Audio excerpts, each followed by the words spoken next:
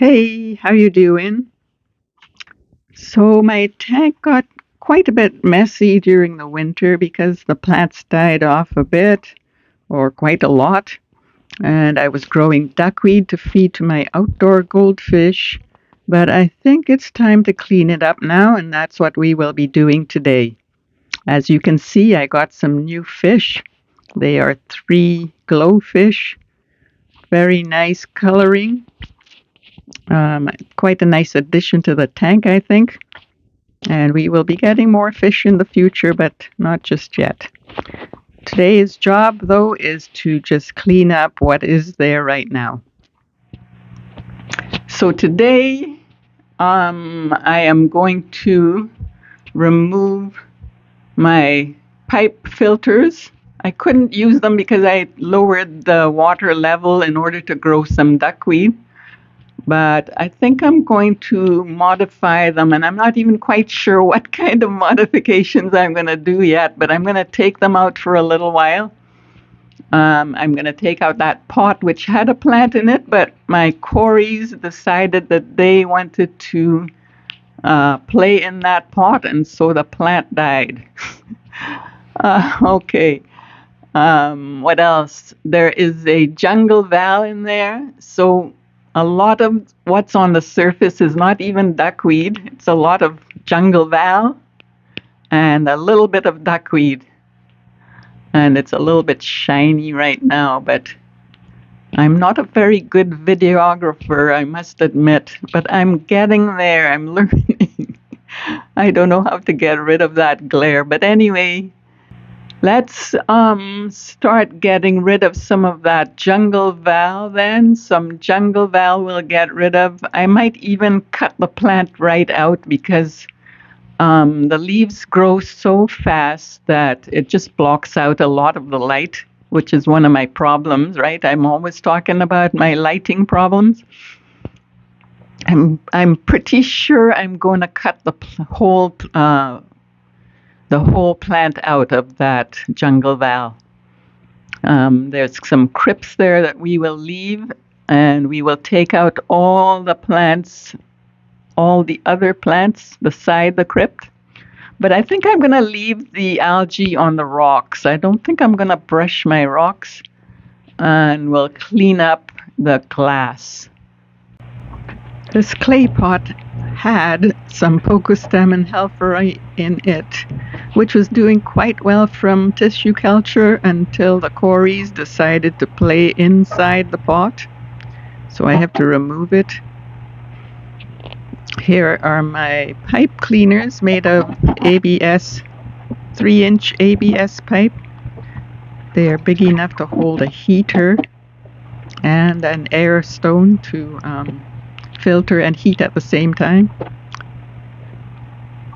Yeah, and the jungle val was, oh my, a bit more rotten than I thought, eh? Yeah, it was quite a bit more rotten than I thought. But it didn't seem to affect the water parameters because I kept testing all the time and it didn't seem to affect the parameters much at all. But there's quite a bit of it in there. This is what makes the tank darker too, so in the winter time when I'm fighting light, I should really not have that, blocking the light from on top. Fish aren't very happy with what I'm doing, but, it's got to be done, right? So I'm going to take out all of the jungle val. I'm not sure that I'm going to cut out the plant, though. I'm leaving the plant for now. Probably keep the leaves short, maybe, for a while until I decide exactly what I'm doing with the plant. And then in this other corner was some moss, weeping moss that I lost. Too bad. This is what happens when I don't have enough light, though. I lose quite a bit of plants in the wintertime. So here I am planting my second favorite plant, stargrass, which is Heteranthera zosterifolia, also known as down oil. It takes a little bit of effort to grow it nicely, but I really appreciate it, so I do the work for it. I think it makes quite a nice foreground plant. Very, very nice. So it gets a little leggy as it gets longer, but if you trim it and redo it, especially if you trim it a little at a time, so that it's never really trimmed. It doesn't look trimmed because you've only trimmed a few of them. You know what I mean? I trim a few at a time and just keep it looking nice all the time. Here you can see what I do with the excess mulm. I kind of sweep it into the corner.